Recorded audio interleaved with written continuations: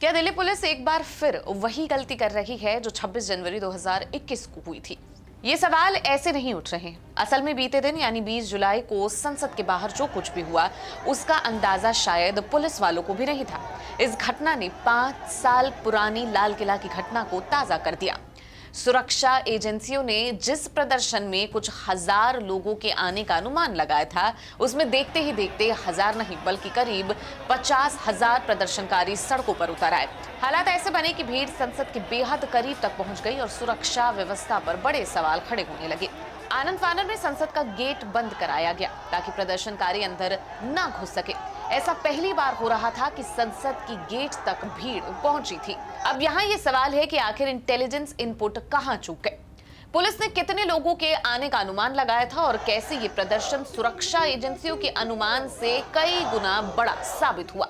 आइए इस रिपोर्ट में समझते हैं कि सोमवार को दिल्ली में ऐसा क्या हुआ जिसने एक बार फिर 26 जनवरी 2021 की याद दिला दी। दिल्ली के जंतर मंतर में एक समय करीब 3000 लोगों के बैठने की व्यवस्था है, लेकिन रविवार यानी 19 जुलाई की शाम तक यहाँ दिल्ली और देश के अलग अलग राज्यों से आए करीब 5000 प्रदर्शनकारी पहुंच चुके थे। एक्सप्रेस सूत्रों के मुताबिक दिल्ली पुलिस की इंटेलिजेंस टीम ने अनुमान लगाया था कि सोमवार सुबह तक प्रदर्शनकारियों की संख्या 7 से 8000 के बीच ही होगी, लेकिन ये अनुमान पूरी तरह गलत साबित हुआ। सोमवार को राजधानी के अलग अलग इलाकों से लोग मार्च में शामिल हुए और प्रदर्शनकारियों की संख्या करीब 50,000 से ज्यादा हो गई। हालात ऐसे बन गए कि प्रदर्शनकारी संसद के आसपास तक पहुंच गए, जहां उस समय संसद का मॉनसून सत्र चल रहा था। इंडियन एक्सप्रेस की रिपोर्ट के मुताबिक सीआईएसएफ को उम्मीद नहीं थी कि इस प्रदर्शन में 50,000 से ज्यादा लोग शामिल हो जाएंगे। प्रदर्शन में भीड़ कैसे बढ़ी? दरअसल ये आंदोलन शुरुआत में इतना बड़ा नहीं था। 28 जून तक जब सामाजिक कार्यकर्ता सोनम वांगचुक ने अनिश्चितकालीन भूख हड़ताल शुरू की, तब जंतर मंतर पर रोजाना सिर्फ 100 से 500 लोग ही पहुंच रहे थे। लेकिन 18 जुलाई को जब दिल्ली पुलिस वांगचुक को इलाज के लिए सफदरजंग अस्पताल ले गई, उसके बाद आंदोलन ने तेजी से रफ्तार पकड़ ली। इसके बाद देश के कई राज्यों से छात्र, युवा और अलग अलग संगठनों के लोग दिल्ली पहुंचने लगे और देखते ही देखते ये प्रदर्शन एक बड़े जन आंदोलन में बदल गया। इंडियन एक्सप्रेस की रिपोर्ट के मुताबिक सुरक्षा एजेंसी प्रदर्शन के आकार का सही अनुमान नहीं लगा सकी। इसी वजह से सोमवार को भीड़ उम्मीद से ज्यादा बड़ी हो गई और राजधानी में सुरक्षा व्यवस्था पर सवाल उठने लगे। कैसी थी सुरक्षा व्यवस्था? दिल्ली पुलिस ने शुरुआत में 7 से 8000 प्रदर्शनकारियों के आने का अनुमान लगाकर सुरक्षा की तैयारी की थी। इसके लिए करीब 2000 पुलिस कर्मियों के साथ पैरामिलिट्री फोर्स की 32 कंपनियां तैनात की गई थी। जंतर मंतर और उसके आसपास के पूरे इलाके में सुरक्षा कड़ी कर दी गई थी। रविवार देर रात जंतर मंतर के चारों प्रवेश द्वारों पर बैरिकेडिंग की गई। इसके अलावा पार्लियामेंट स्ट्रीट, रायसीना रोड और डॉक्टर राजेंद्र प्रसाद रोड जैसी संसद की ओर जाने वाली प्रमुख सड़कों पर भी कई लेयर की बैरिकेड लगाए गए ताकि प्रदर्शनकारियों को आगे बढ़ने से रोका जा सके। लेकिन सोमवार यानी 20 जुलाई सुबह हालात पुलिस के अनुमान से कहीं आगे निकल गए।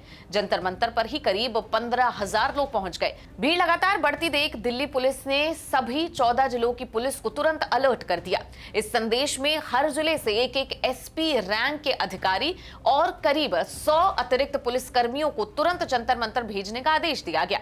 यानी देखते ही देखते राजधानी में सुरक्षा व्यवस्था को और मजबूत करना पड़ा, क्योंकि प्रदर्शन पुलिस की शुरुआती अनुमान से कई गुना बढ़ चुका था। हालात बिगड़ते देख दिल्ली पुलिस मुख्यालय ने तुरंत 2 जॉइंट कमिश्नर ऑफ पुलिस को मौके पर तैनात किया। पुलिस ने भीड़ कंट्रोल करने के लिए क्या किया? वहीं नई दिल्ली की डीसीपी सचिन वर्मा ने प्रदर्शन के आयोजक आशुतोष रांका और सौरभ दास से संपर्क कर बातचीत की। पुलिस चाहती थी कि कोई समझौता हो जाए और मार्च को सीमित दायरे में रखा जाए। मौके पर बातचीत के 3 दौर की कोशिश हुई, लेकिन कोई सहमति नहीं बन पाई। इसके बाद वरिष्ठ पुलिस अधिकारी ने आयोजकों को चेतावनी दी थी कि अगर भीड़ आगे बढ़ी तो हालात नियंत्रण से बाहर हो सकते हैं। आयोजकों ने भी मंच से कई बार प्रदर्शनकारियों से शांति बनाए रखने और किसी भी तरह की हिंसा या तोड़फोड़ से दूर रहने की अपील की, लेकिन तब तक भीड़ काफी बड़ी हो चुकी थी और स्थिति की बात करें तो लगातार तनावपूर्ण ये स्थिति होती चली जा रही थी। पुलिस की सबसे बड़ी कोशिश यही थी कि प्रदर्शनकारी संसद तक ना पहुंच पाए। इसके लिए पहले हल्का बल प्रयोग किया गया।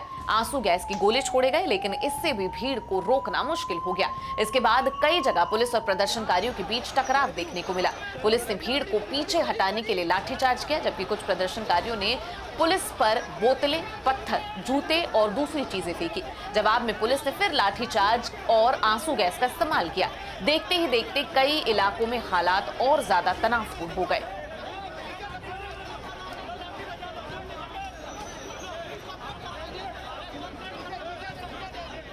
पुलिस ने बयान जारी कर क्या कुछ कहा है, आपको सुनवा देते हैं। Delhi police appeals to all protesters to maintain peace, exercise restraint, and cooperate with the police in ensuring peace and public order. All participants are requested to conduct themselves in a peaceful manner, refrain from indulging in any unlawful or violent activities, and comply with the lawful directions issued by police officers or personnel deployed on duty. The public is advised not to believe or circulate rumors, misinformation, or unverified content through any platform. Citizens are requested to rely only on authentic sources of information and extend their cooperation to Delhi police in maintaining peace, harmony, and public order. Thank you. Party के विरोध प्रदर्शन के दौरान CJP के संस्थापक अध्यक्ष अभिजीत दिपके को police अधिकारियों के साथ तीखी बहस करते हुए भी देखा गया। कल आप लोगों ने 12-12 साल की बच्चियों का सर फोड़ा। नहीं, एक सेकेंड, नहीं अभी का क्या सर, कल ही बात हुई है।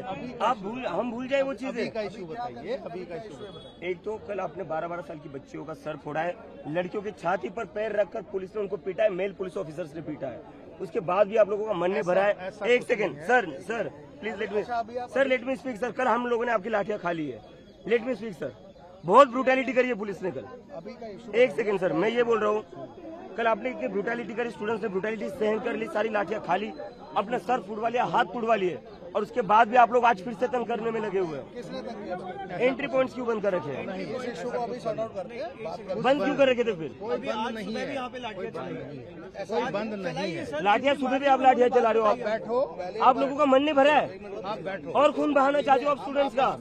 हम आपस में नॉर्मल बात कर सकते हैं, एक मिनट बात कर। ऑफिस में क्या बात करें सर? कल आपने बच्चों को पीटा है, ऑफिस में क्या बात करें सर? आपस में बात कर सकते हैं। सर प्लीज बैठिए, सुनिए, बैठकर बात नहीं होगी सर। अब आप लोगों ने खून बहाया है बच्चों का, अगर कोई कंफ्यूजन, छोटी छोटी बच्चों का खून बहाया है आप लोगों ने। कोई मिसकम्युनिकेशन है, मिसकम्युनिकेशन नहीं, ये सारे वीडियोज है। कोई रुकावट नहीं है। जंतर मंतर की कोई एंट्री में रुकावट नहीं है, कोई एंट्री पे यहाँ पर लाठीचार्ज, कोई रुकावट नहीं है। बैठे हो, अभी इधर आइए, बात करें। तो ये थी सीजेपी से जुड़ी हमारी रिपोर्ट। आपको कैसी लगी रिपोर्ट कमेंट बॉक्स में जरूर बताइए। साथ ही इस पूरे मामले पर आप क्या सोचते हैं कमेंट सेक्शन में लिख सकते हैं। इस वीडियो को लाइक करना, चैनल को सब्सक्राइब करना बिल्कुल ना भूलें।